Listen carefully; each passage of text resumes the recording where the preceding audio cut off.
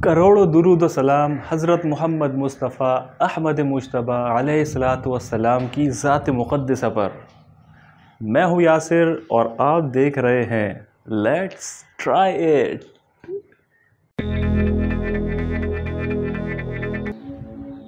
آج جن کا میں ذکر کرنے جا رہا ہوں وہ ہے نہایت ہی خوبصورت، خوش شکل، ہسمکھ، خوبصورت جسم، دراز قد اور تیکھے نین نقش والے کہ دیکھنے والے کی آنکھوں کو سرور حاصل ہو، آپ سے ملنے والے کی طبیعت مانوس ہو اور اس کو دلی سکون میسر آئے۔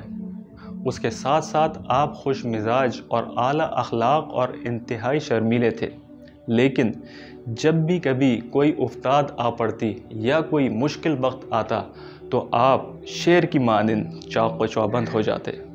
آپ ہیں اللہ کے رسول علیہ الصلوۃ والسلام کی امت کے امین حضرت عامر بن عبداللہ بن جراح رضی اللہ عنہ، جن کی کنیت ابو عبیدہ رضی اللہ عنہ ہے۔ حضرت عبداللہ بن عمر رضی اللہ عنہ اپنے تاثرات کا اظہار کرتے ہوئے فرماتے ہیں کہ قریش میں 3 شخصیات ایسی ہیں جن کے چہرے سب سے زیادہ حسین، جن کا اخلاق سب سے زیادہ عمدہ اور جن میں حیا سب سے زیادہ پائی جاتی ہے۔ اگر وہ آپ سے گفتگو کریں تو قطعی طور پر جھوٹ نہ بولیں، اگر آپ ان سے کوئی بات کریں تو وہ آپ کو جھٹلائیں گے نہیں۔ میری نظر میں وہ 3 شخصیات یہ ہیں۔ نمبر 1 حضرت صدیق اکبر رضی اللہ عنہ، نمبر 2 حضرت عثمان بن عفان رضی اللہ عنہ اور نمبر 3 حضرت ابو عبیدہ بن جراح رضی اللہ عنہ۔ حضرت عبیدہ بن جراح رضی اللہ عنہ کا شمار ان صحابہ کرام رضی اللہ عنہم میں ہوتا ہے جنہوں نے اسلام قبول کرنے میں پہل کی۔ آپ صدیق اکبر رضی اللہ عنہ کے اسلام قبول کرنے کے بعد دوسرے ہی دن مسلمان ہو گئے۔ حضرت ابو عبیدہ بن جراح رضی اللہ عنہ، حضرت عبد الرحمن بن عوف رضی اللہ عنہ، حضرت عثمان بن مظعون رضی اللہ عنہ، حضرت ارقم بن ابی الارقم رضی اللہ عنہ کے ہمراہ رسول اکرم علیہ الصلوۃ والسلام کی خدمت اقدس میں حاضر ہوئے اور آپ علیہ الصلوۃ والسلام کے روبرو کلمہ لا الہ الا اللہ محمد رسول اللہ پڑھ کر مسلمان ہونے کا اعلان کیا۔ حقیقت میں یہ عظیم شخصیات وہ پہلی بنیادیں ہیں جن پر اسلام کا محل تعمیر کیا گیا۔ حضرت عبیدہ بن جراح رضی اللہ عنہ نے مکہ معظمہ میں شروع سے لے کر آخر تک مسلمانوں کے ساتھ سخت حالات میں زندگی گزاری، ایسی شدید تکالیف اور رنج میں ان کا ساتھ دیا کہ جن تکالیف کا روئے زمین پر بسنے والے کسی بھی دین کے پیروکار کو کبھی بھی سامنا نہ کرنا پڑا۔ آپ اس دور ابتدا میں ثابت قدم رہے اور ہر قدم پر اللہ اور اللہ کے رسول علیہ الصلوۃ والسلام کو دل سے سچا جانا۔ لیکن جنگ بدر میں حضرت عبیدہ بن جراح رضی اللہ عنہ کو پیش آنے والی آزمائش اس قدر نازک تھی کہ انسانی ذہن اس کا تصور بھی نہیں کر سکتا۔ ہوا یہ کہ حضرت عبیدہ بن جراح رضی اللہ عنہ جنگ بدر میں دشمنوں کی صفوں کو چیرتے ہوئے آگے بڑھتے جا رہے تھے۔ آپ کے اس جرأت مندانہ اقدام سے دشمنوں میں بھگدڑ مچ گئی۔ آپ میدان جنگ میں اس طرح چکر لگا رہے تھے جیسے موت کا کوئی ڈر ہی نہ ہو۔ آپ کا یہ انداز دیکھ کر قریش کے شہسوار گھبرا گئے۔ آپ ان کے سامنے آتے تو وہ خوف زدہ ہو کر ایک طرف ہو جاتے، لیکن ان میں صرف ایک شخص ایسا تھا جو آپ کے سامنے آ کر کھڑا ہو جاتا، لیکن آپ اس سے پہلو پھیر لیتے اور اس سے مقابلہ کرنے سے اجتناب کرتے۔ وہ بار بار آپ کے سامنے آ کر کھڑا ہو جاتا، لیکن آپ نے بھی اس سے پہلو تہی اختیار کرنے میں کوئی کسر نہیں چھوڑی۔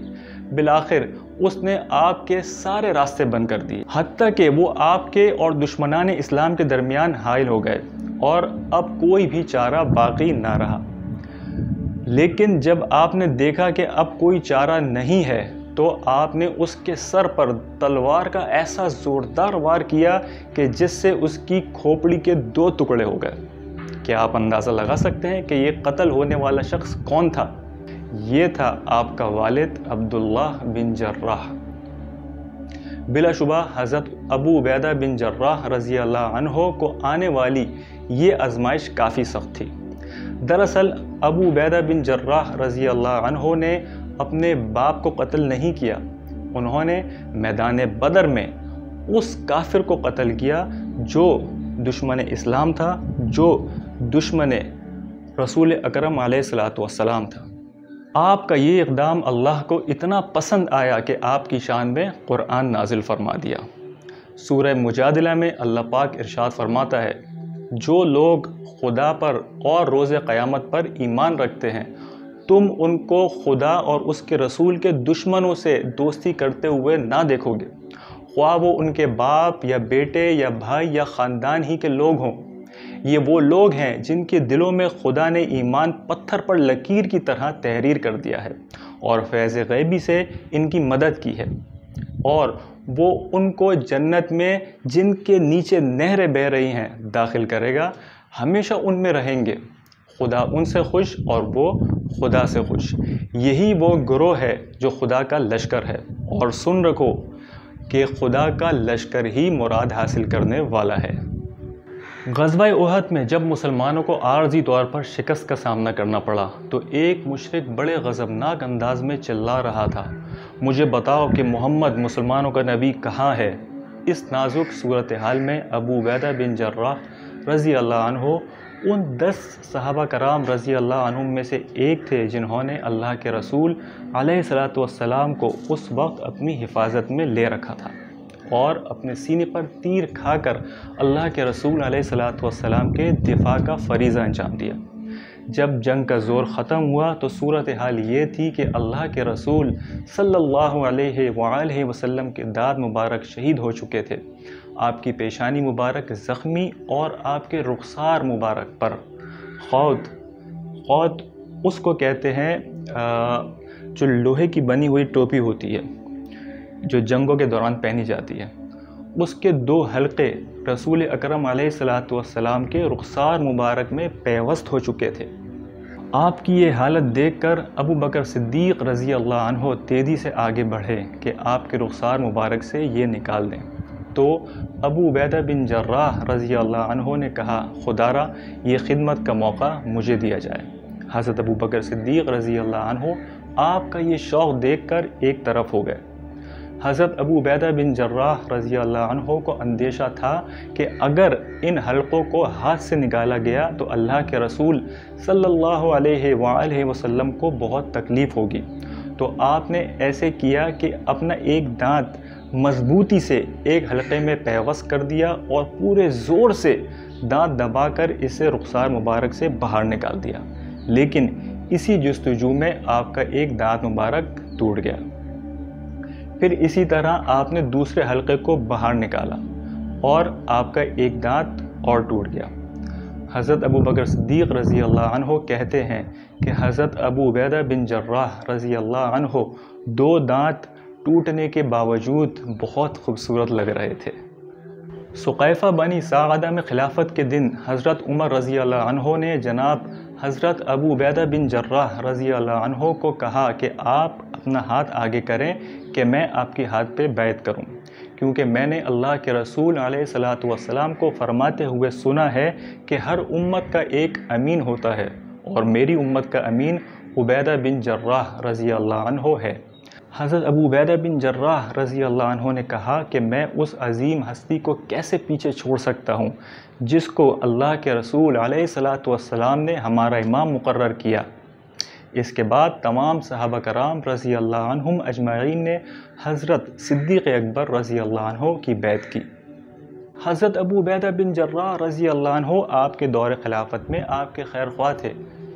جب صدیق اکبر رضی اللہ عنہ نے اپنی وفات سے پہلے فاروق اعظم رضی اللہ عنہ کو خلیفہ مقرر کیا تو ابو عبیدہ بن جراح رضی اللہ عنہ پورے دور میں آپ کے مددگار رہے۔ صرف ایک حکم کے علاوہ ابو عبیدہ بن جراح رضی اللہ عنہ نے عمر فاروق رضی اللہ عنہ کی کسی حکم میں نافرمانی نہیں کی۔ کیا آپ کو معلوم ہے کہ وہ کون سا حکم تھا؟ واقعہ یہ تھا کہ ابو عبیدہ بن جراح رضی اللہ عنہ ملک شام میں لشکر اسلام کی قیادت کر رہے تھے اور بڑی تیزی سے شہر در شہر فتح ہو رہا تھا، یہاں تک کہ پورا ملک شام فتح ہو گیا۔ جب فتوحات کا سلسلہ پورے عروج پر تھا، عین اس موقع پر شام میں طاعون کی ایسی خطرناک وبا پھیلی جس کی پہلے کوئی مثال نہیں ملتی۔ لوگ بڑی تیزی سے اس بیماری کا شکار ہو رہے تھے، اور حضرت عمر رضی اللہ عنہ کو جب اس بات کا علم ہوا تو فوراً ایک خط دے کر ابو عبیدہ بن جراح رضی اللہ عنہ کی طرف روانہ کیا۔ خط میں لکھا تھا کہ مجھے آپ سے بہت ضروری کام ہے، خط ملتے ہی فوراً میرے پاس آ جائیں، اگر خط صبح ملے تو رات ہونے کا انتظار ہرگز نہ کریں۔ جب ابو عبیدہ بن جراح رضی اللہ عنہ نے یہ خط پڑھا تو کہا کہ مجھے معلوم ہے کہ آپ کو یعنی امیر المؤمنین کو مجھ سے کیا کام ہے۔ دراصل وہ ایک ایسے شخص کو باقی رکھنا چاہتے ہیں جو باقی رہنے والا نہیں ہے۔ پھر امیر المؤمنین کو اس خط کا جواب تحریر کیا۔ امیر المؤمنین سلام کے بعد عرض ہے، مجھے معلوم ہے کہ آپ کو مجھ سے کیا کام ہے، اور میں اس وقت لشکر اسلام کے ساتھ ہوں۔ آج مسلمان جن حالات میں ہیں میں ان کو تنہا چھوڑ کر نہیں آ سکتا، میں ان سے جدا ہونا نہیں چاہتا، یہاں تک کہ اللہ تعالی ہمارے لیے کوئی فیصلہ صادر کر دیں۔ مجھے آپ ان حالات میں معذور سمجھتے ہوئے مجاہدین میں ہی رہنے کی اجازت فرما دیں۔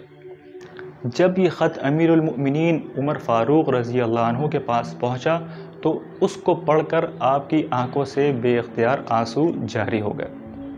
آپ کے پاس بیٹھے ہوئے صحابہ کرام رضی اللہ عنہم نے آپ کو زار و قطار روتے ہوئے دیکھ کر آپ سے وجہ دریافت کی کہ کیا ابو عبیدہ بن جراح رضی اللہ عنہ فوت ہو گئے ہیں؟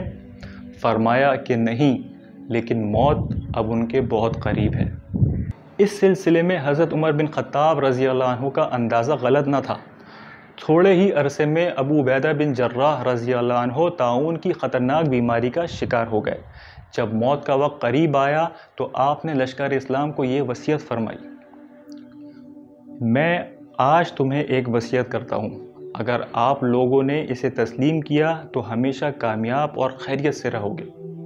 سنو، نماز قائم کرنا، رمضان کے روزے رکھنا، صدقہ خیرات کرتے رہنا، بیت اللہ کا حج کرنا، عمرہ ادا کرنا، آپس میں ایک دوسرے کو اچھی باتوں کی تلقین کرتے رہنا، اپنے حکمرانوں کے ساتھ خیر خواہی کے ساتھ پیش آنا اور ان کو کبھی دھوکہ نہ دینا، دیکھنا کہ کہیں دنیا تمہیں غافل نہ کر دے۔ میری یہ بات غور سے سنو، اگر کسی شخص کو 1000 سال کی بھی عمر مل جائے تو آخر کار اس کا انجام یہی ہوگا جو میرا دیکھ رہے ہو۔ موت سے کوئی بچ نہیں سکتا۔ سب کو میری طرف سے سلام، اللہ کی تم پر رحمت ہو۔ یہ کہہ کر آپ کی پاکیزہ روح پرواز کر گئی۔ انا للہ و انا الیہ راجعون۔ تو ناظرین، یہ تھے عاشق رسول اور عاشق اسلام حضرت ابو عبیدہ بن جراح رضی اللہ عنہ۔